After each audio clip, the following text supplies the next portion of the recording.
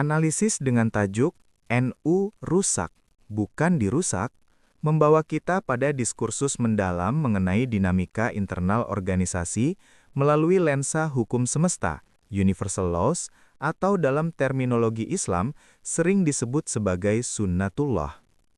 Ketika kita menyatakan sesuatu rusak, internal, bukan dirusak, eksternal, kita sedang membicarakan kegagalan sistemik dari dalam. Berikut adalah analisis kritis menggunakan prinsip-prinsip hukum alam semesta. 1. Hukum sebab akibat, Law of Cause and Effect. Hukum ini menyatakan bahwa tidak ada hasil yang muncul tanpa benih yang ditanam. Dalam konteks NU, jika terjadi degradasi moral, konflik internal, atau pergeseran orientasi, hal itu bukanlah serangan dari luar, melainkan akumulasi dari keputusan-keputusan kecil di dalam. Penyimpangan khitah. Jika fondasi, sebab, digeser dari sosial keagamaan menjadi pragmatisme politik, maka kerusakan struktur, akibat, adalah kepastian matematis. Kehilangan core. Kerusakan terjadi ketika energi organisasi tidak lagi dialirkan untuk merawat akar rumput atau santri, melainkan hanya untuk memoles pucuk, elit. 2. Hukum entropi, Law of Entropy. Dalam fisika, entropi adalah kecenderungan sistem tertutup untuk bergerak menuju kekacauan jika tidak ada energi baru yang masuk untuk menjaga keteraturan. Stagnasi pemikiran. Jika sebuah organisasi sebesar NU berhenti melakukan otokritik dan merasa terlalu besar untuk jatuh, too big to fail, maka secara alami ia akan mengalami pembusukan internal. Formalisme versus substansi. Kerusakan terjadi saat simbol-simbol organisasi, seragam, gelar, dan seremoni dianggap lebih penting daripada nilai-nilai transformasi sosial yang menjadi ruhnya. 3. Hukum irama, Law of Rhythm. Semesta bekerja dalam siklus, pasang surut, siang malam, tumbuh, hancur. NU yang sudah melampaui usia 1 abad sedang berada pada titik krusial dalam siklus ini. Krisis identitas. Setelah mencapai puncak kejayaan atau pengaruh kekuasaan, sebuah entitas biasanya akan mengalami fase pembersihan atau krisis. Ujian kemapanan. Kerusakan seringkali muncul justru saat sebuah organisasi merasa paling mapan. Rasa nyaman adalah musuh utama dari pertumbuhan. 4. Hukum korespondensi, as above, so below. Prinsip ini menyatakan bahwa apa yang terjadi di tingkat makro, organisasi, adalah cerminan dari apa yang terjadi di tingkat mikro, individu di dalamnya. Cermin integritas.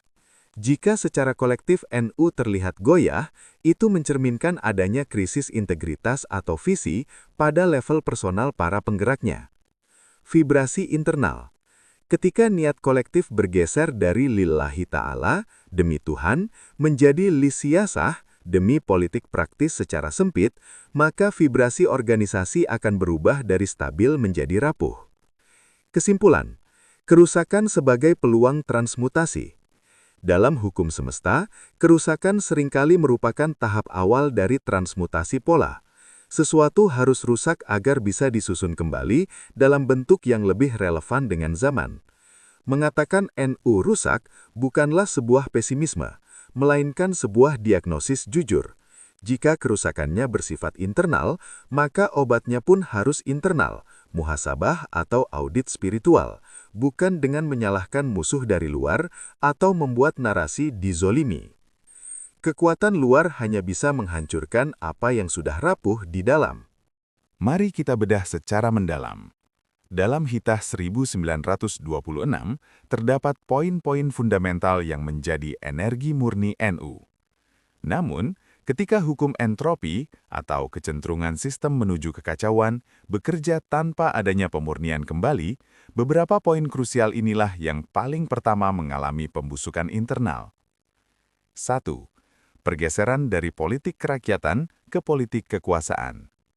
Poin Hitah menekankan bahwa NU adalah jam'iyah diniyah ijtimaiyah atau organisasi keagamaan dan kemasyarakatan. Gejala entropi. terjadi kebocoran energi di mana sumber daya organisasi, intelektual, finansial, dan massa lebih banyak dihabiskan untuk urusan suksesi politik praktis daripada penguatan basis akar rumput. Analisis hukum semesta. Ketika tujuan utama atau KOS bergeser dari pengabdian umat ke pengejaran jabatan, maka hasil atau efek yang muncul adalah rapuhnya kohesi sosial. Organisasi menjadi rusak karena ia berfungsi di luar fitrah desain awalnya. 2. Erosi otoritas moral ulama atau kepemimpinan syuriah. Secara desain, NU menempatkan syuriah atau ulama sebagai pengendali tertinggi dan tanfidiyah atau pelaksana sebagai pelaksana teknis. Gejala entropi. Di dalam hukum sistem, jika otak atau syuriah mulai didikte oleh otot atau tanfidiyah atau birokrasi, maka sistem tersebut akan mengalami disorientasi. Saat ini, sering terlihat bahwa kebijakan strategis lebih banyak dipengaruhi oleh kalkulasi pragmatis birokratis daripada pertimbangan moral spiritual yang menjadi ruh hitah. Analisis hukum semesta. Ini adalah bentuk disharmoni. Jika kompas moral atau ulama sudah terkooptasi oleh kepentingan struktural, maka organisasi kehilangan frekuensi sucinya.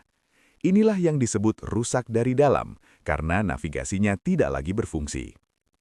3. Kemandulan ekonomi atau Mabadi Khaira Ummah.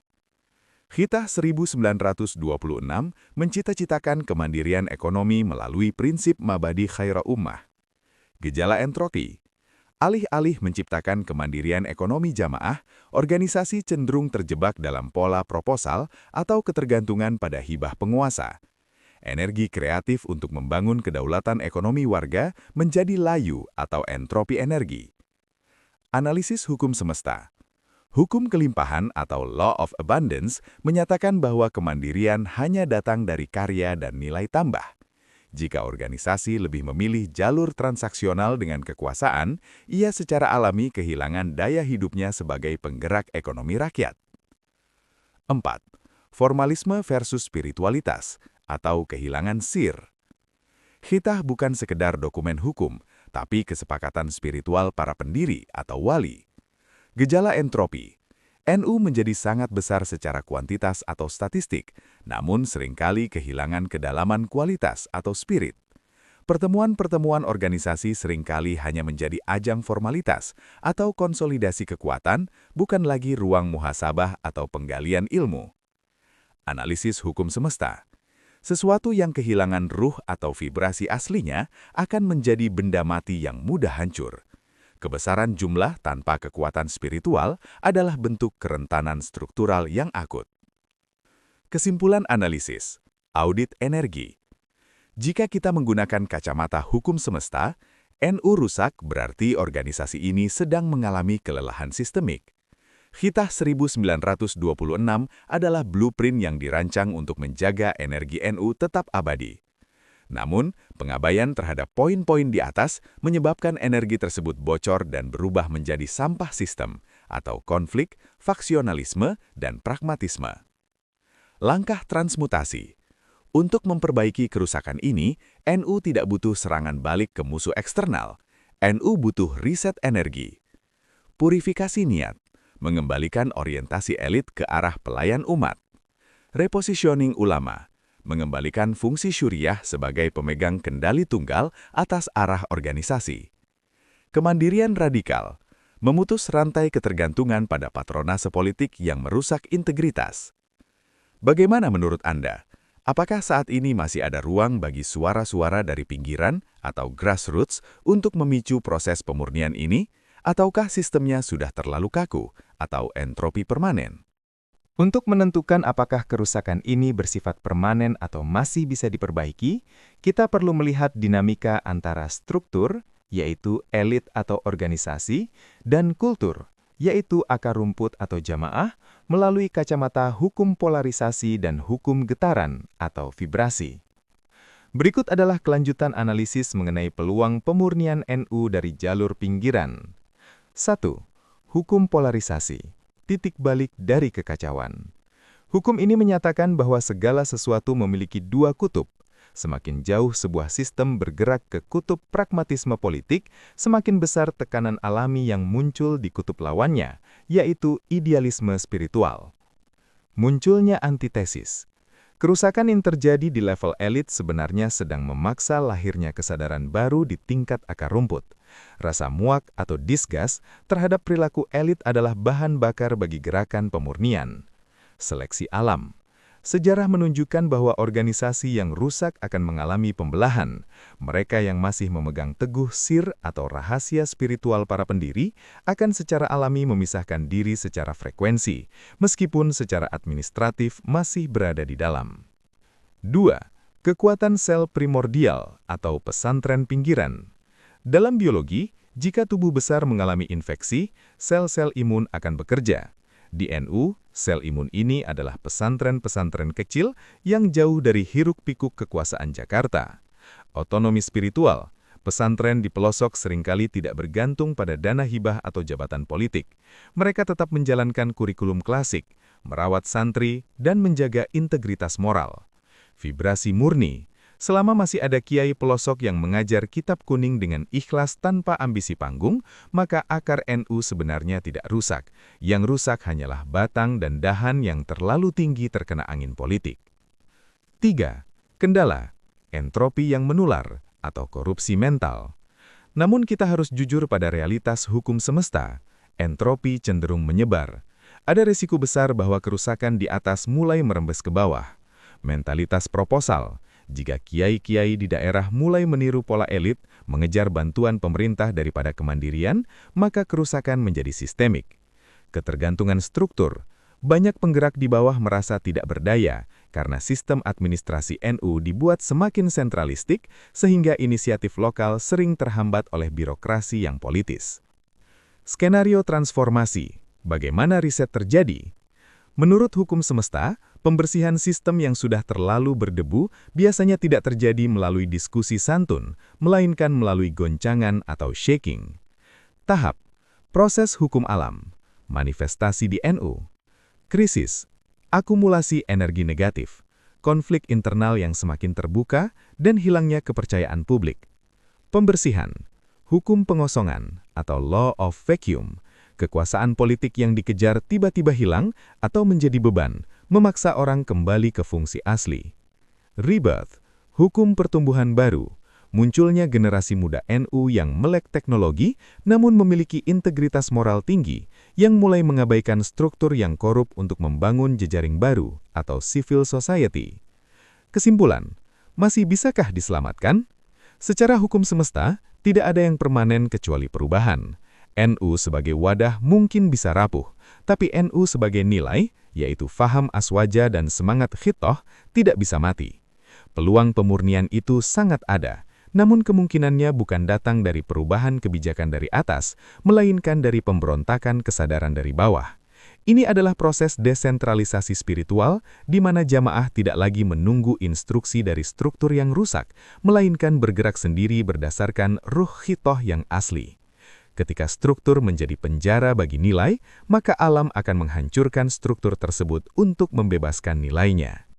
Untuk menyelamatkan sebuah sistem yang mengalami entropi atau pembusukan internal, alam semesta biasanya memunculkan agen perubahan yang memiliki frekuensi berbeda. Generasi baru ini bukan sekedar mereka yang berusia muda secara biologis, melainkan mereka yang memiliki pola pikir atau mindset transendental. Berikut adalah profil generasi baru NU atau Sang System Restorer yang dianalisis melalui hukum semesta. 1. Kemandirian ekonomi, the law of compensation. Kerusakan internal NU seringkali berakar pada ketergantungan finansial terhadap kekuasaan. Generasi baru ini memutus rantai tersebut. Profil, mereka adalah teknopreneur, profesional, atau petani modern yang sudah selesai dengan urusan perutnya sendiri. Karakteristik, mereka tidak melihat NU sebagai tempat mencari makan atau lahan proposal, melainkan sebagai tempat pengabdian. Hukum semesta, sesuai law of compensation, karena mereka memberi nilai tambah atau kontribusi tanpa mengharap imbalan dari struktur, mereka memiliki kedaulatan suara. Mereka tidak bisa disetir oleh kepentingan politik karena perut mereka tidak dipegang oleh siapapun. 2. Intelektualitas yang berbasis critical thinking.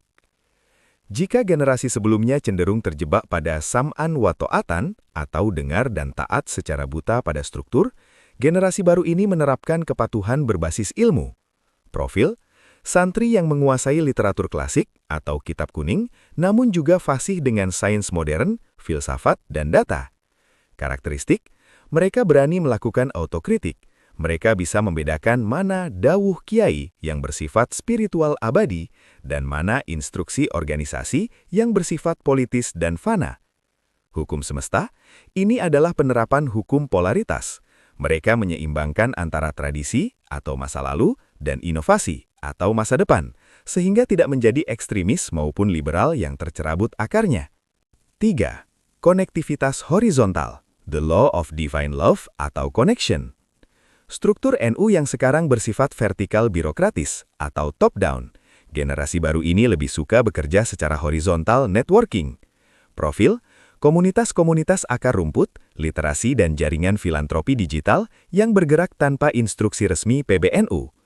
Karakteristik, mereka tidak butuh surat keputusan atau SK untuk bergerak. Mereka terhubung karena kesamaan vibrasi dan visi untuk merawat warga atau umat. Hukum semesta, sistem yang bersifat jaringan atau network jauh lebih tangguh menghadapi goncangan daripada sistem yang sentralistik.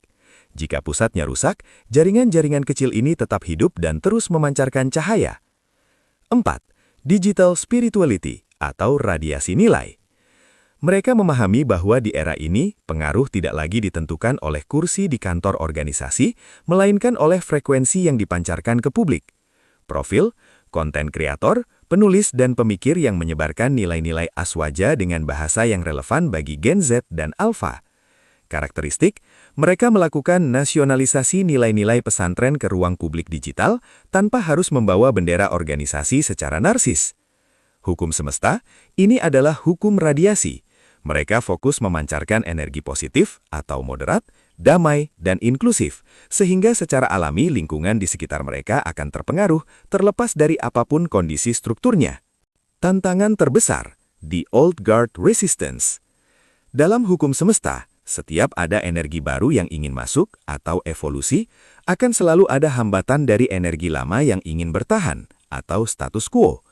Generasi baru ini akan menghadapi 1. Stigmatisasi, dianggap tidak tawaduh atau keluar dari barisan. 2. Penyumbatan jalur, sulit masuk ke dalam struktur karena sistemnya dirancang untuk mereproduksi orang-orang yang setuju saja. Kesimpulan, gerakan tanpa nama. Generasi ini mungkin tidak akan muncul di berita-berita nasional sebagai ketua umum atau pengurus besar dalam waktu dekat, namun mereka adalah ragi yang sedang bekerja di dalam adonan itu. Meskipun tak terlihat, merekalah yang akan membuat adonan atau NU itu mengembang kembali setelah periode kerusakan ini berakhir. Mereka tidak berniat memperbaiki gedung tua yang sudah lapuk atau struktur, melainkan sedang membangun fondasi baru di sebelah gedung tersebut. Pada saatnya nanti, orang-orang akan pindah dengan sendirinya. Menurut Anda, apakah pemberontakan harus melalui kemandirian ekonomi dan intelektual ini sudah mulai terasa di lingkaran NU yang Anda amati, ataukah dominasi struktur masih terlalu kuat untuk ditembus?